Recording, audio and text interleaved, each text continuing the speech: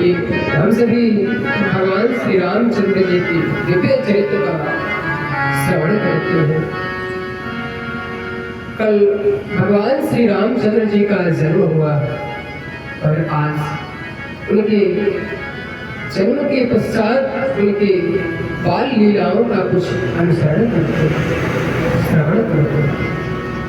एक दिन जब माता कौशल्या भगवान को पढ़ने में बिठाई, एक बार जननी अनहवाए कर सिंगार पलना पहुड़ाई। एक बार माता कौशल्या भगवान श्री रामचंद्र जी को बढ़िया स्नान करवा के और उसका दिव्य श्रृंगार कर पलने में पहुड़ा दिया और स्वयं निज कुल इष्ट देव भगवान, निज कुल इष्ट देव भगवान, निज कुल इष्ट देव भगवान, पूजा है तो किन्ह सुनाना, पूजा है तो किन्ह सुनाना, पूजा रे विद्या चढ़ावा, पूजा में वेद चढ़ावा,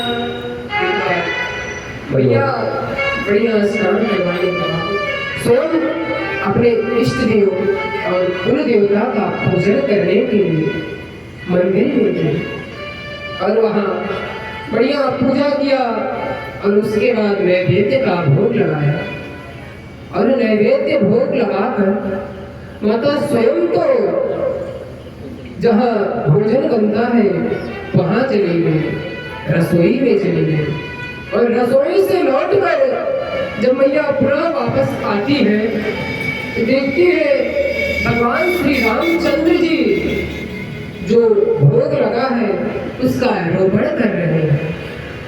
तो मैया सोचती है मैंने तो लल्ला को पालने में बिठाया था, लिटाया था, तो यहाँ कैसे चला आया।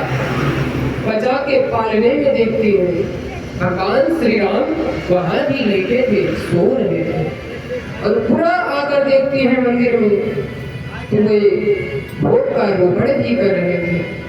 मैया विचार करने लगी, कहीं ये मुझे क्या हो गया है, कहीं मेरी आंखें गड़बड़ तो नहीं हो गई, मेरी आंखों में कुछ हो तो नहीं गया, क्योंकि एक ही व्यक्ति दो दो जगह तो हो नहीं सकता है।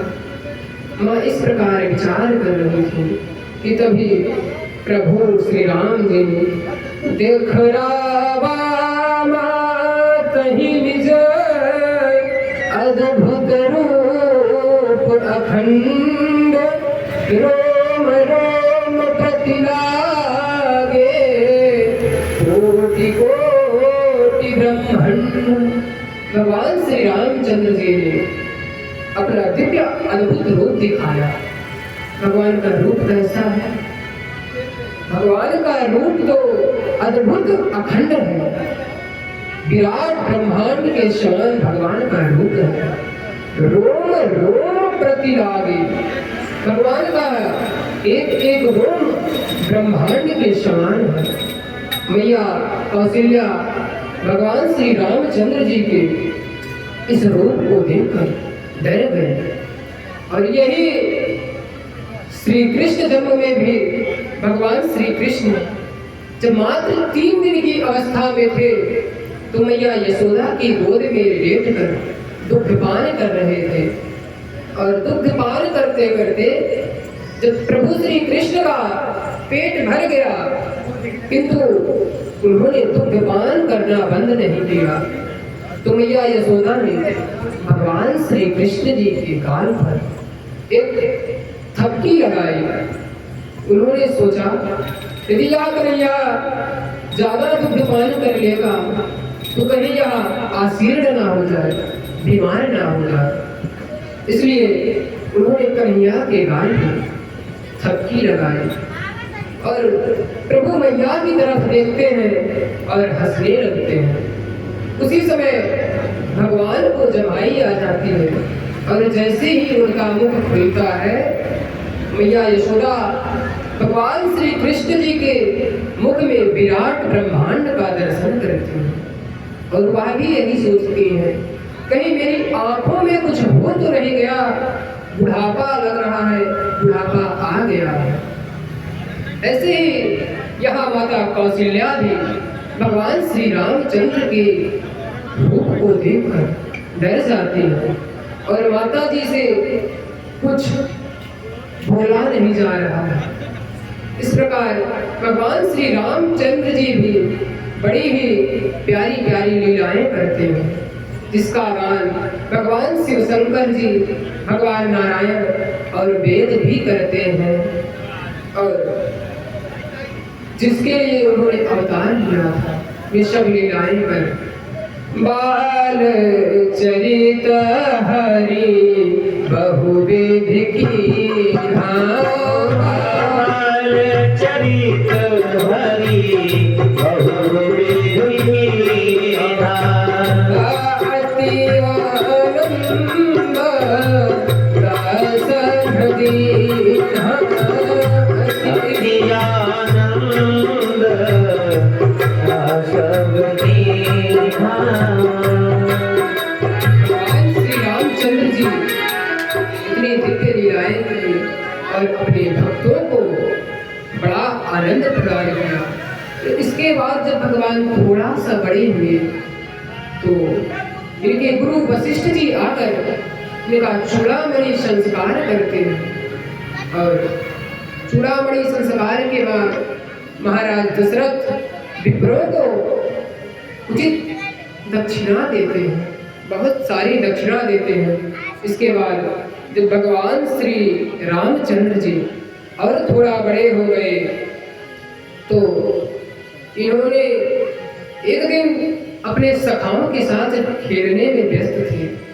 महाराज दशरथ इन्हें बुलाने आते हैं।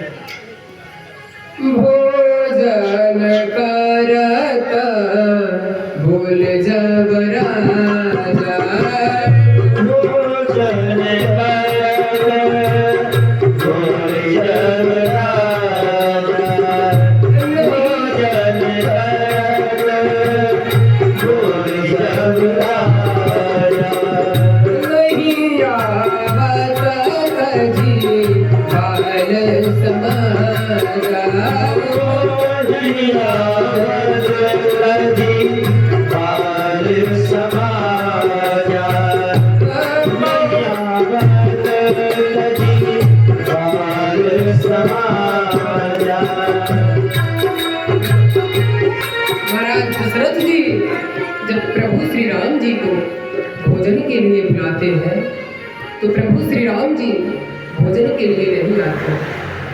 महाराज यहाँ तो श्री तुलसीदास जी महाराज कहते हैं अनुज सखा संग भोजन करही मातु पिता आज्ञा अनुसरही। भगवान श्री रामचंद्र जी तो अपने माता पिता की आज्ञा का अनुसरण करते हैं। तो आज जब महाराज दशरथ जी भगवान श्री रामचंद्र जी को बुला रहे हैं तो यह क्यों नहीं जा रहे हैं?